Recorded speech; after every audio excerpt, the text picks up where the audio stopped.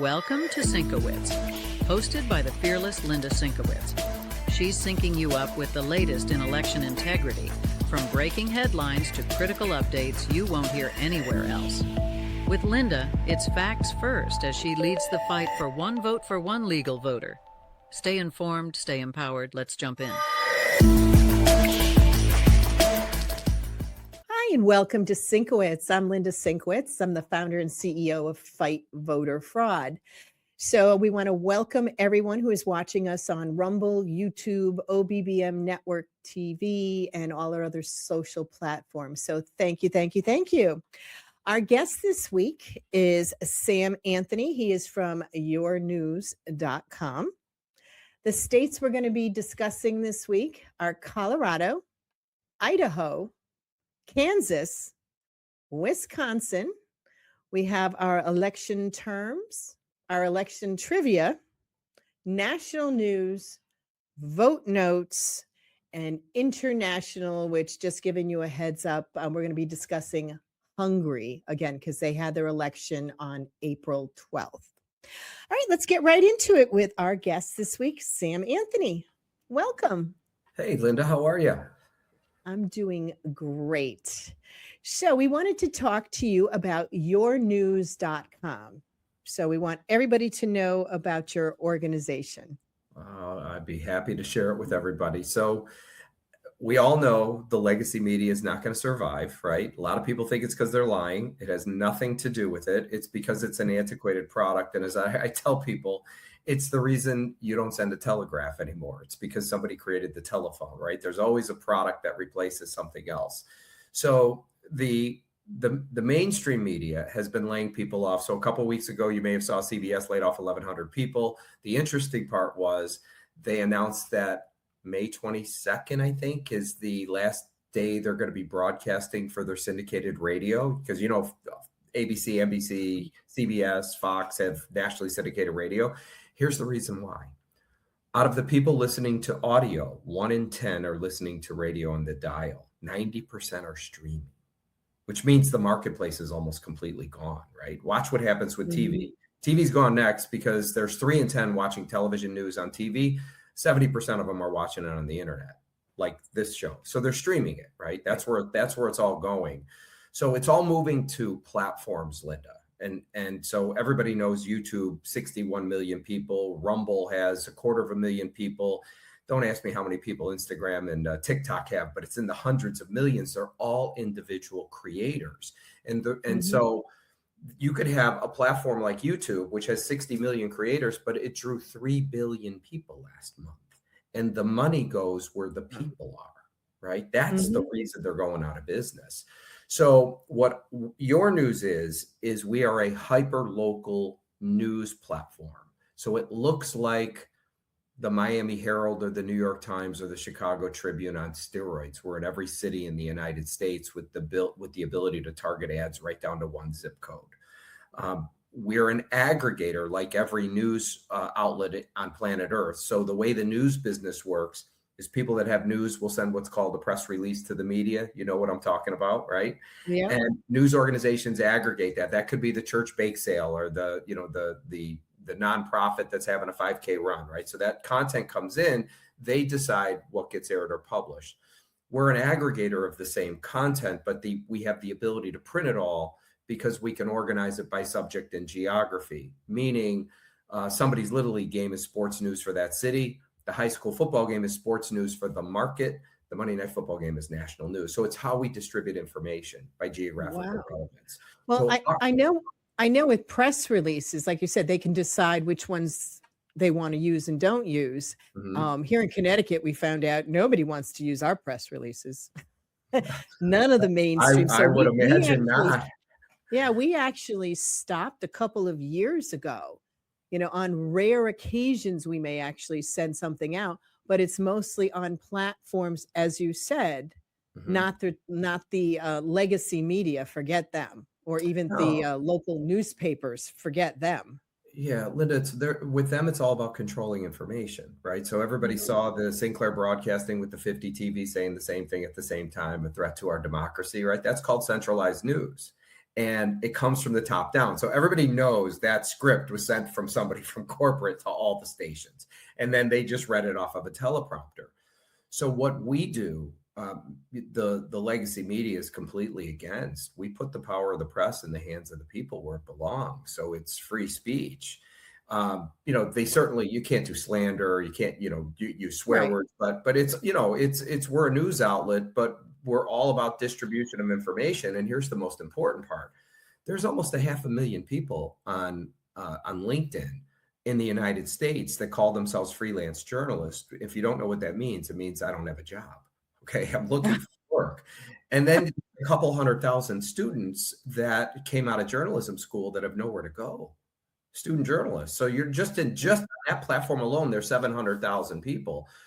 So what we have is a monetization model that works no different than YouTube or any other platform that monetizes people. So if you signed up for YouTube, which I think you have a YouTube channel or Rumble channel, you first have to build your audience, right? And then once you build an audience, YouTube will monetize you and you get a percentage of the ad revenue, and people can follow you on YouTube or on Rumble or wherever you are. On our platform, it's the same thing. So we have creators, and the creators could do auto racing. They could do whatever their passion is, golf. I have people that do restaurant reviews, theater critics, movie critics, it's all over the board, science and technology, business, politics, entertainment. And so people could follow these creators. And then as they build a big enough following, when they submit their work, it automatically lets all their followers know. And every time the article gets open, they get a percentage of the ad revenue that appears around their content. It's no different than YouTube or own, but but it's a different type of content. So remember, you have YouTube that filled the void for video podcasting, right? And so I don't solve that problem, but we have tons of video podcasters because everybody's looking for broader distribution and monetization, and we monetize these people. But the void I fill is the collapse of legacy media. And there's nobody like that. The content we cover, you have Substack, and Substack puts your content behind a paywall. Nobody's paying for the movie review or the local restaurant review or the theater critic. Nobody's paying for that kind of stuff. All the local news, the high school football game. So it's that content that we solve the problem for. And those creators come in, and we've created an environment where they can actually make money. And here's what's going to end up happening. The old guard, I'm talking to people that work for the networks and, all the newspapers, they just don't get the new media economy and the creator economy. What's really going to happen, and remember, did you go to journalism school, Linda? Broadcast journalism? Okay, but somehow you're a broadcaster, right? I'm going to tell you right now, journalism school is going to be gone in the future because there's no need for it. Well, anybody can become a news reporter on our platform. And it's not like the media set the bar too high, right? All you got to do is tell the truth.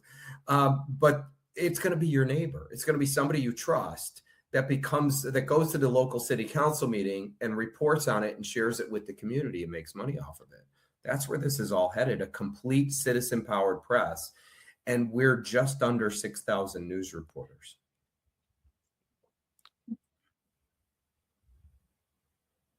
Wow.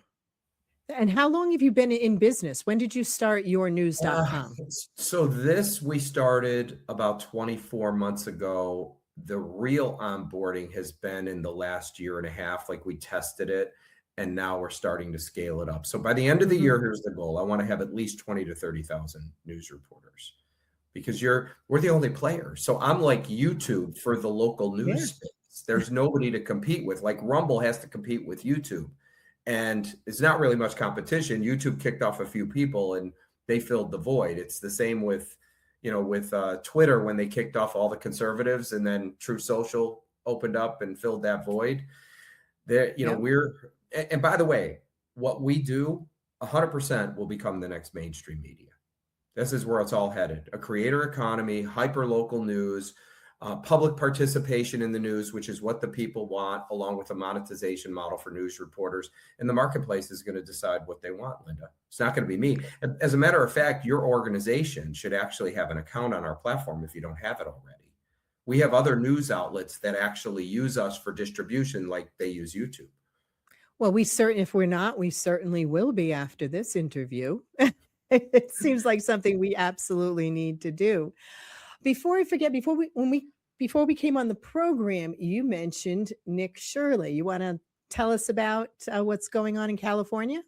Well, California just passed a law. I just saw it that um, you cannot report news Nick Shirley style. You can't stand in front of a building, pick up your phone, and say, "We're here at the Leering Center, and there's no kids here. There's never been any kids here. And let me walk and open up the doors. It's all empty." That's a crime now. Can't do that. You can't go up and talk to people like, how you see the local network news walk up to people, "Sir, can we have a conversation with you?" Well, that's okay if they do it. But if you're an independent reporter, you go to jail. Oh my God. Nuts, I isn't mean, it? it's absolutely insane that it even was brought up, let alone get passed. One more thing in Newsom's state that they want to cover up everything that they could possibly cover up, but I think the cat's already out of the bag It is, Linda, with but those are the California. voters, right? The people that are stealing the money are voting for these people. They're there to protect them, not the actual citizens who are paying the price for this. This is I just, know. it's a criminal organization. Let's call it the way it is. It's, you're involved heavily in voter fraud, right? Mhm. I mean, Yes. all of these states have, just abhorrent voter rolls, right? And they have no interest in cleaning them up. They want the status quo to remain, and this is why nothing gets passed in DC. You control the House, the Senate, and the White House, and still nothing gets done. Why do you think that is? I'll give you the answer. It's because we truly have the best Congress money can buy, and they don't work for the people at all. I mean, look at the Democrats. Even 80% or 85% of Democrats believe you should have some kind of voter ID, and the Yep. people the people that are Democrats that are representing their constituents go, no, we don't need that, because this is how we make our money. We have to stay in power. It's And nuts. that is absolutely what this is all about. It's about money and power. That's it. That's it. All they want. That's what it is. And everything is starting to crumble because our commander in chief could not be bought at No, all. he can't be bought. I mean, I saw the image that was created with him like he was Jesus, right? And I just started laughing. To me, he knows it too. He's eliminating all the money. There's a lot of people complaining about being in Iran. Okay, what you have to understand is Iran is been sponsoring terrorism for years. All the money laundering is going through Ukraine. It's going through Iran. These people are wreaking havoc all over the world. He's eliminating it. Did you see what he did with the Straits of Hormuz? Do you know that Iran? I didn't know this. Do you know they charge $2 million a vessel to come through the strait? Okay, Yep. now Trump's charging $2 million. Comes to us. You want to get through? You want us to escort you through? Sure, it's $2 million, and we're keeping the money. And those are for the countries that didn't help. Okay, if you helped, you don't have to pay. Right. I just think it's comical. You know, as we far already as I'm we already concerned, I'd plant a flag in Iran and say, "We own it. Thank you for your time." Yeah. And the only ones complaining about Iran happen to be the far left here in the United States. If you talk to any of the Iranian citizens and the women, they need this. 47 years of this going on and everything that's happened. And if you look back at even the Congress people a number of years ago saying how Democrats, how we needed to, we need to fight them. We need to do this. We need to do that. And then when Trump comes along and actually not only has a plan, but executes it and is moving forward and getting things done, they complain that, well, he doesn't know what he's doing. It's like the reporters want to know, well, what day and time are you going to do an invasion? It's just like he left everybody confused on purpose because you don't tell the enemy what you're going to do. We already have enough of those leakers here in I forgot who it was the other day that leaked about the soldier that was still out there. The Department of Defense or the War Department. Yeah, I mean, what are these people thinking? I Well, don't we know. know it's about money and everything else. And if Trump said that air is good, they would ban air. They protest breathing. I mean, it's just gone so far that I would like to see at least one sane Democrat. I would love to see, oh, there is one. Minnesota. Fetterman. Fetterman. Nope, Minnesota.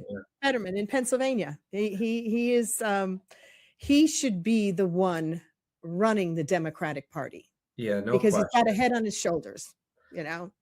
You And hit it I on mean, the the poor head. man. It's all about power, Linda. That's Yep. it. These people don't care about the American people. They care about making sure that they can afford their $20 million mansions and pay the taxes on them. And so the only way they could do it is to steal your money. I mean, this is why you have people like Ilhan Omar that are worth millions of dollars that had nothing 5 years ago, and all of a sudden are worth millions of bucks. And if you notice, it seems like a pretty slam dunk case. They don't sell wine, but the wine company's worth 30 million. They don't even have a bottle to show you. I But know. yet there's no arrests. I know. So how is that even possible? So, let's see It's what coming. happens. Like, It's coming. I've been waiting. If it don't happen this year, I'm going to be a Puerto Rican resident. Oh, I can assure you of that. It will happen this year. Well, Let's just say, just remember Article 2. Just think about that. okay. I remember that. We had this conversation. Yeah. Yeah. And by the way, would the new Democrats be Tucker Carlson, Megyn Kelly, and who was the other two? Candace Owens and what's his name? InfoWars. Yep. Would they be the new Democrats now that they're blasting Trump for starting a new war? Oh my God. I have no idea what they're thinking. I mean, whenever I have a feed or something that comes over with Tucker Carlson, I delete it. Honestly, I don't even want to read anything with his name, because I just don't need to listen to that rhetoric that they have going on. I find it odd, because these are the people that have been systematically, destroying the world. And what he's doing is he's taking out all the evilness in the world so that the terrorism sponsors are going to be gone, which means the money dries up. Venezuela, I mean, from the standpoint of strategic positioning around the globe, what do we control now? We control Venezuelan oil, and very soon we're going to control the Middle East oil. And once that happens, now what happens? Everybody comes to us. This is actually brilliant. He's getting rid of all the money supplies. So, right. In the past couple of days, I read something where normally we have like 5 tankers on order a month going into Texas.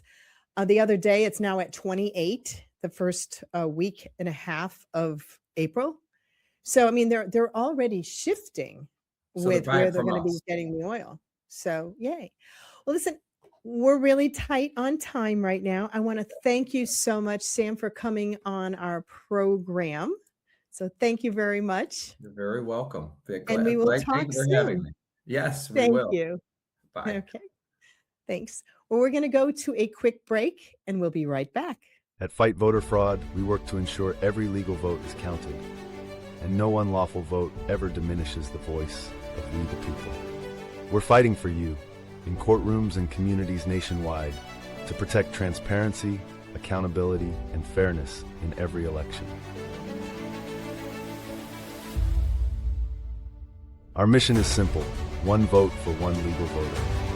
This is our country. This is our vote. Let's protect it together. Hi, I'm Linda Sinkowitz. I'm the founder and CEO of Fight Voter Fraud. I'm very excited to announce Operation Verify Voters 2026. This is where everyone can get involved. Every single person can get involved in helping make sure we have transparent and clean elections. The most important thing is cleaning the voter rolls. Who knows better than you on your street? You know when people have sold their homes. You know when people moved. You know when other people have passed away. Those are people we need to make sure are no longer on the voter rolls. And it's really easy to do. We can help you. What we're going to be doing is setting up training sessions that you sign up for, and we will walk you through the process. It's simple, it's easy, and everyone can get involved. So you're going to go to fightvoterfraud.org. or scan the QR code and it'll bring you right to our Operation Verify Voters 2026. And our goal is to get every single state involved in this initiative. Everyone can make a difference. Thank you. Hi, and welcome back to Sinkowitz. I'm Linda Sinkowitz, the founder and CEO of Fight Voter Fraud. And I want to again thank our guest, Sam Anthony from yournews.com, for coming on. I appreciated his interview. So now we are going to go to our first state, which is Colorado. This is from the Capital Times from April 8th. And I'm going to credit Joan in Connecticut for sending along this story first. The state purges 372,000 voters after damning lawsuit.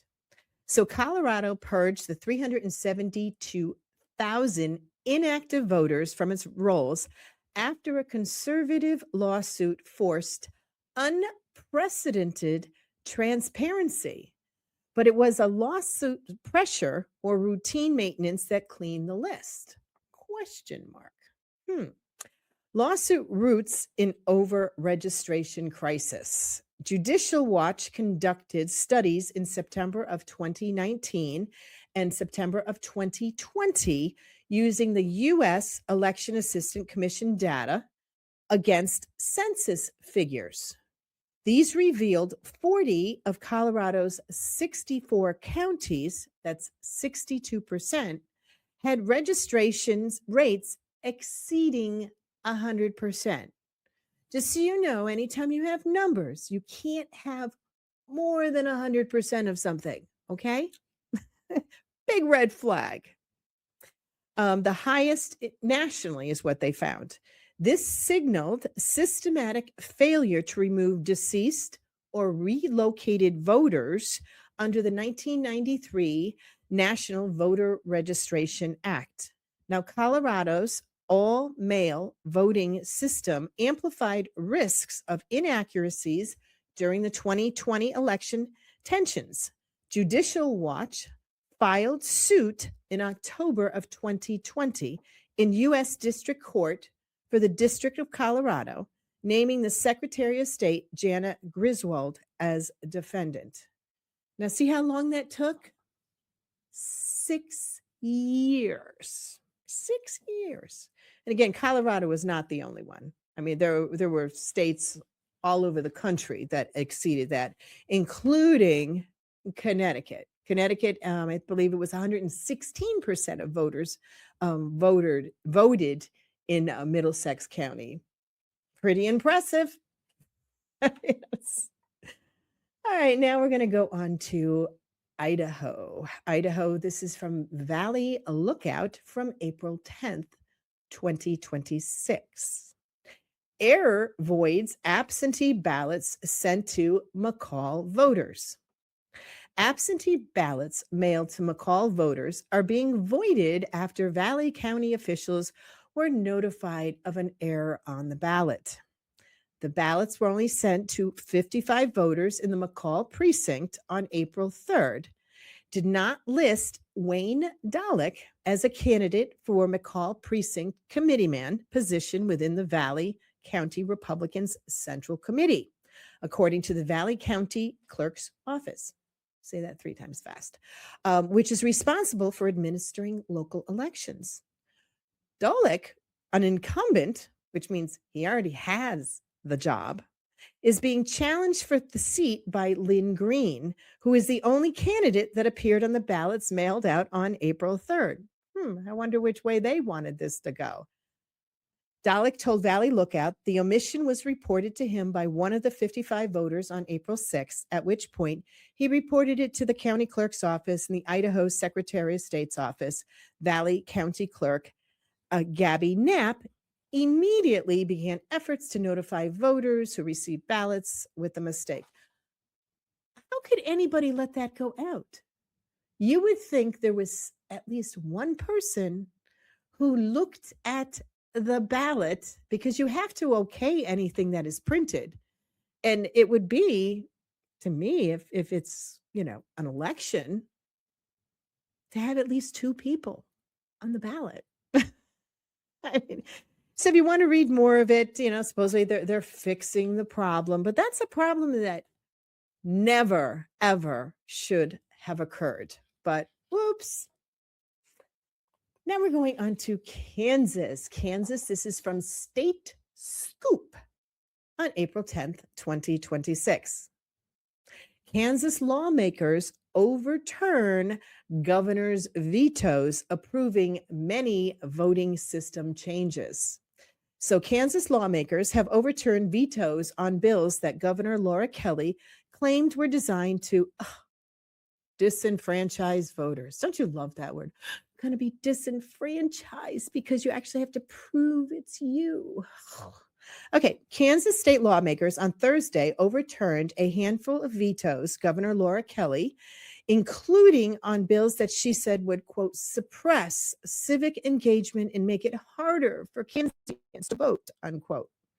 Among the legislation now to be enacted is the Save Kansas Act, which directs the Secretary of State to regularly check voter rolls using a new controversial tool offered by the federal government called the Systematic Alien Verification for Entitlements System. It's the SAVE system.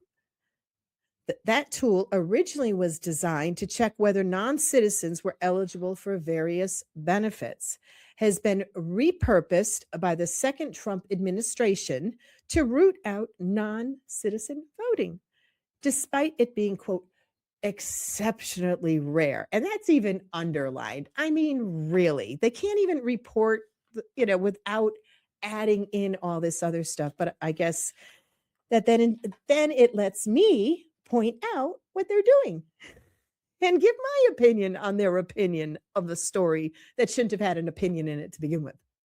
But that's why we're here. So you get to listen to me. Hey, Tim, do I have opinions? No. Yeah, I do have opinions. All right, so that's a little bit of a longer story. So a lot of the bills to do with election integrity in Kansas that the legislators voted for, that got moved forward, that the governor said, no, veto, just got overturned. So yay. Yay, Texas. Yay, Kansas. And now we're going to Texas. This is from ABC News on April 11th, 2026. Feds subpoena Texas counties for voter records. At least 3 Texas counties this week either received or were told they would soon receive administrative subpoenas from the U.S. Department of Homeland Security. The department is seeking detailed records about some individual voters, including their registration applications and voter history, though counties don't yet know which ones. The subpoenas appear to be linked to a series of efforts by the Trump administration to verify the citizenship of registered voters. In December, Texas turned over the state's voter roll to the Department of Justice. The transfer included voters' identifiable information such as dates of birth, driver's license numbers, and partial social security numbers. It did not include, however, voters' registration applications or signatures. The state does not have access to that information, which is kept by a county voter registrars. So again, this story, there's a little more you may want to read concerning what's going on in Texas. But that was rather interesting that it was the Department of Homeland Security that is now subpoenaing the records. So the Department of Justice is absolutely doing their job with the Texas voter rolls to root out people who should not be voting in the United States. It's that simple. Wisconsin. I know we did Wisconsin last week, and I try not to do the same states 2 weeks in a row, but I just thought this one was one of those you needed to hear about because I always forget about this. So this is from the Hortonville Today from April 10th, 2026. Coin flip decides tie in Wisconsin village election. Dalton Davis wins the village trustee seat after random draw breaks deadlock with opponent Shauna Keel. A tie in the race for village trustee in Hortonville, Wisconsin, was decided by a coin flip on Tuesday. Candidates Shauna Keel and Dalton Davis each received 356 votes, resulting in a deadlock for the third open seat. Per state law, the winner was chosen randomly by a coin toss, with Dalton Davis emerging victorious after the coin landed on tails. Why it matters. The use of a coin flip to break election ties is a rare but legally sanctioned method in some states. While uncommon, it highlights the importance of clear election procedures and the need for voters to be aware of how such situations are resolved. Now, I know a number of months ago we talked about one state. I can't remember which state it was. It was actually the draw of a card. Whoever got the high card won. So they do a coin toss in Hortonville, Wisconsin. So now we're on to our election term of the week. This is from the U.S. Election Assistance Commission on April 13th. And I'm going to thank Tim for sending this over to me. Our word of the week is spoiled ballot. A ballot which has been mistakenly marked or altered by a voter.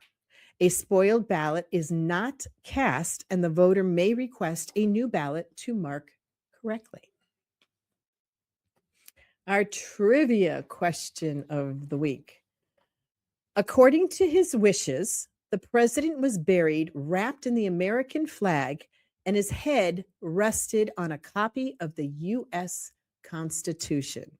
So which president was this? We're going to go to a quick break, and we'll be right back. We need your help to ensure one vote for one legal voter. Join Fight Voter Fraud. Request training, get the potential double-registered, double voter data for your town, and donate to support the fight. Visit fightvoterfraud.org, because election integrity starts with you. Hi, I'm Linda Sinkowitz. I'm the founder and CEO of Fight Voter Fraud. We are launching Operation Verify Voters 2026, and we want to get everyone involved in every single state because you can make a difference. We will be able to train you. It doesn't take that long for the training. It's very, very simple because you know the people on your street, in your neighborhood who have moved or died. We want to make sure that the voter rolls are clean. We're going to show you how to do it. Go to our website, fightvoterfraud.org, or scan the QR code and we'll show you how. Thank you. Hi, and welcome back to Sinkowitz. Again, I'm Linda Sinkowitz, the founder and CEO of Fight Voter Fraud. I want to thank everyone who is watching us on Rumble, YouTube, our social platforms, OBBM Network TV. And don't forget to like and share. We want to get this information out to as many people as possible.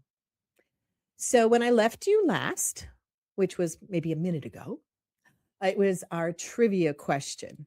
So the trivia question again, according to his wishes, this president was buried wrapped in the American flag, and his head rested on a copy of the U.S. Constitution. The answer, Andrew Johnson. And he was from 1805 and he passed away in 1875. He was the 17th president.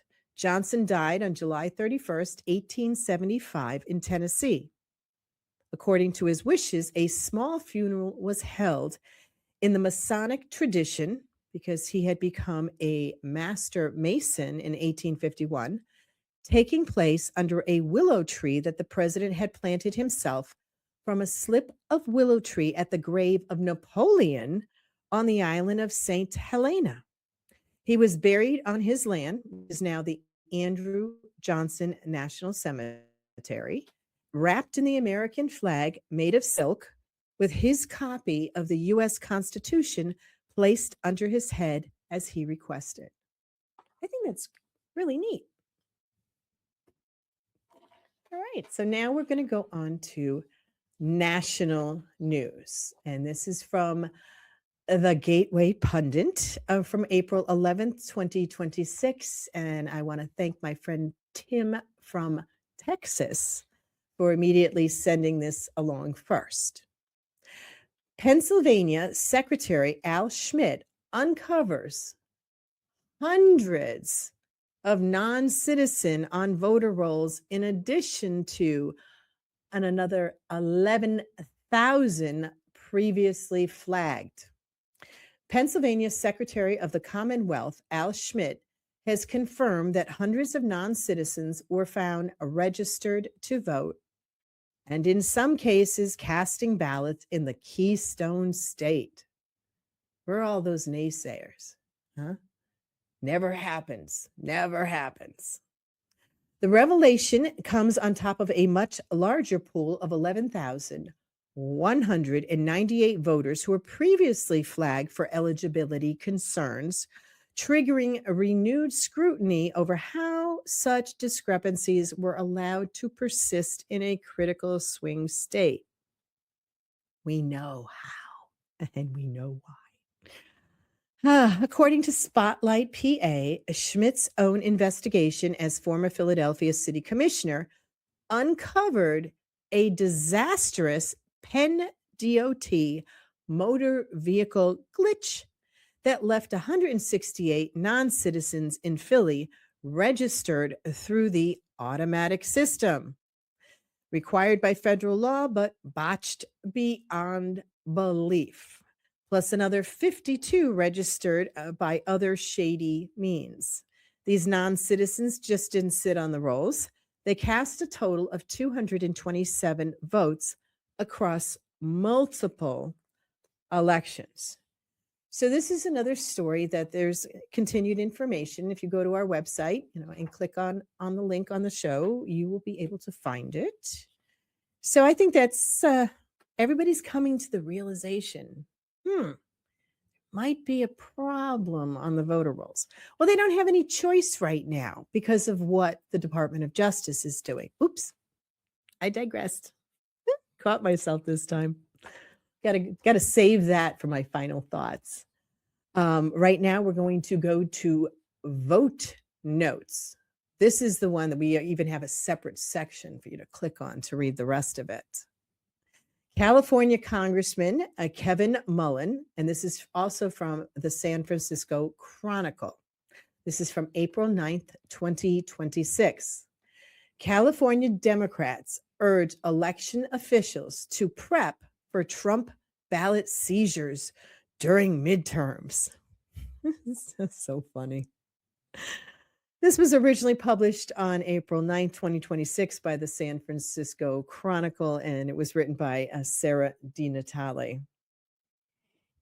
California House Democrats on Thursday said election officials across the country need to prepare for the possibility President Donald Trump and the federal government will intervene or even seize ballots during the midterm elections. The warning came while Speaker Emirate Nancy Pelosi, Democrat from San Francisco, and Representative Joe Morrell, he's a Democrat from New York, led an unofficial House committee hearing at the UC College of Law in San Francisco, along with 3 other members of Congress. Morelli, the top Democrat on the House committee that oversees federal elections, hosted a similar session in Los Angeles and another in Nevada, with more scheduled across the country. So legal and election experts on Thursday bemoaned Trump's actions ahead of the mid-November midterm races, especially a contested proposed federal law they said would disenfranchise voters and make it more difficult for Americans to vote.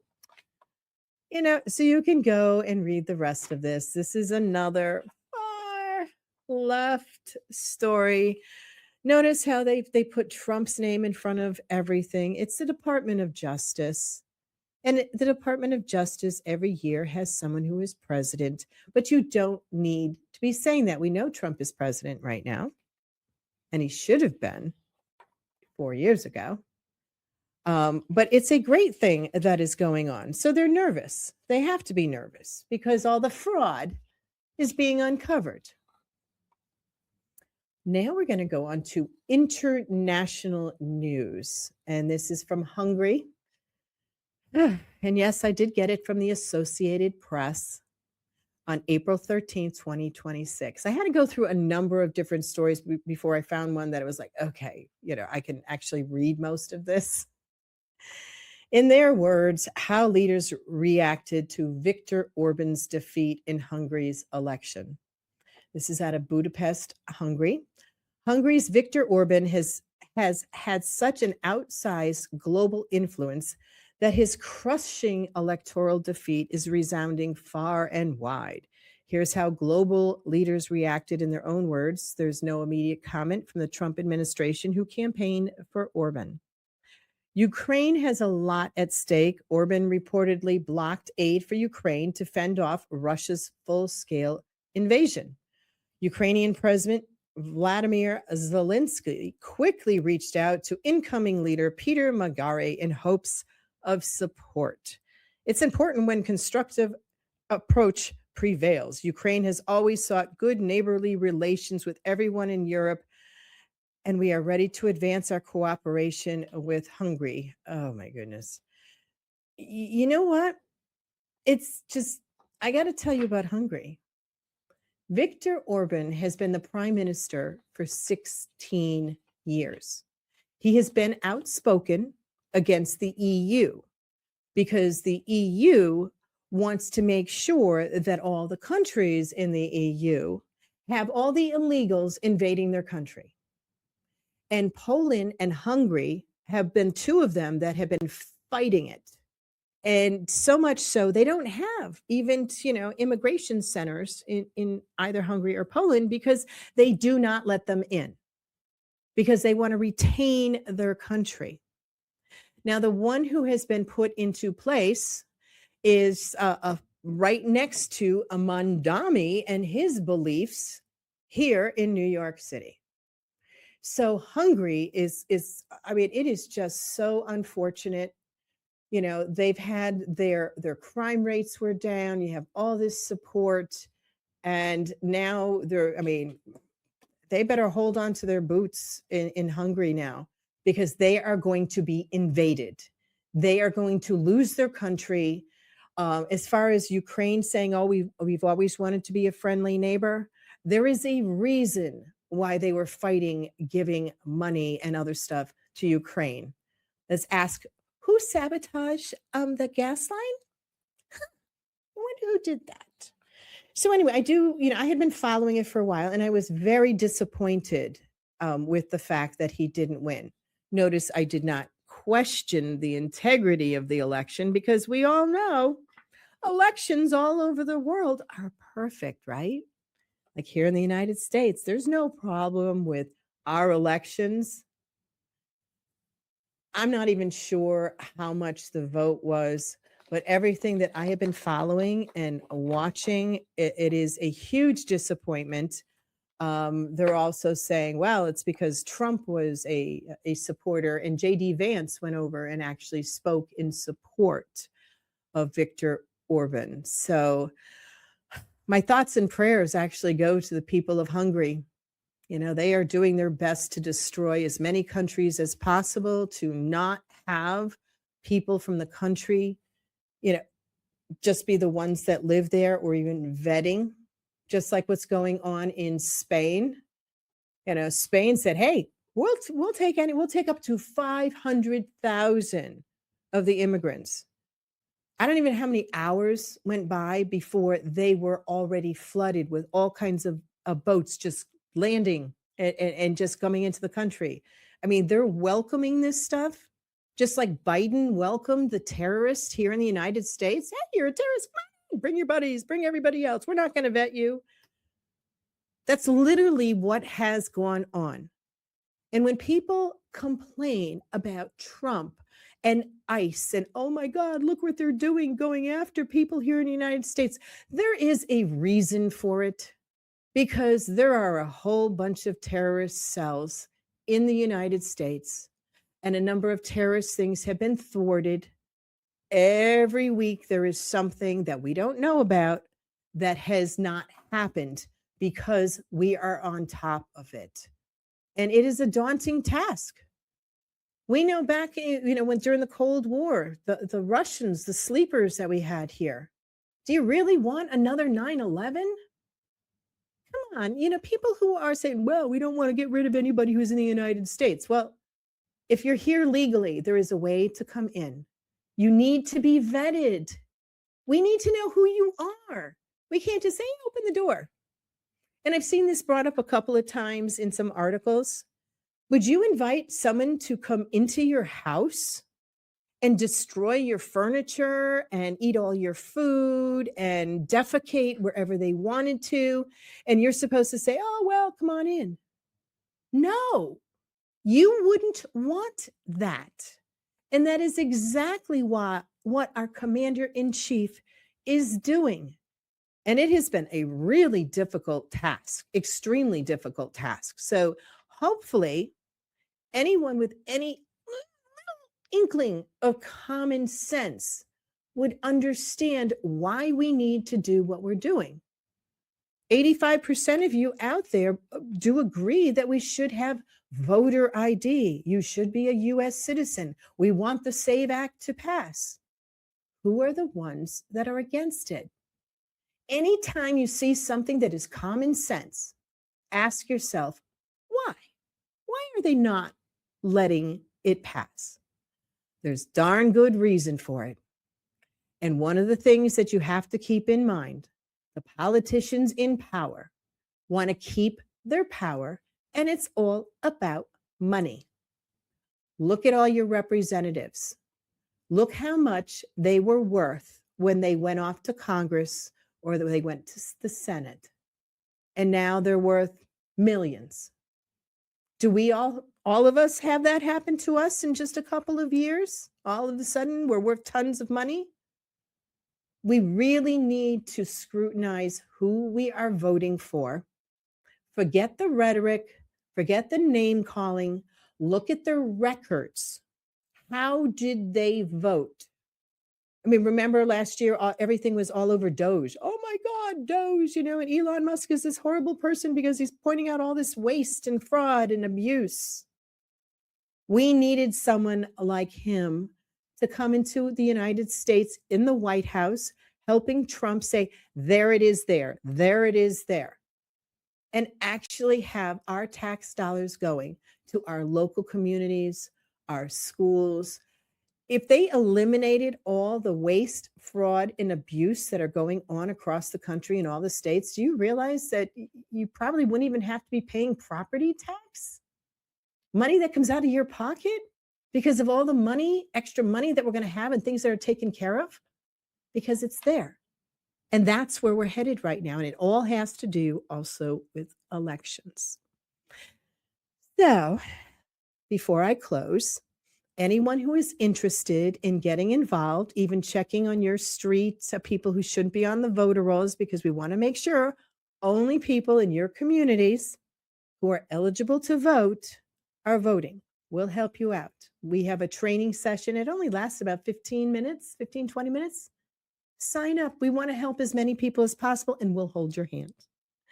So thank you again for watching us on OBBM Network TV, Rumble, YouTube. I want to thank my guest, Sam Anthony. And thank you, listeners. Please like, share. Thank you again.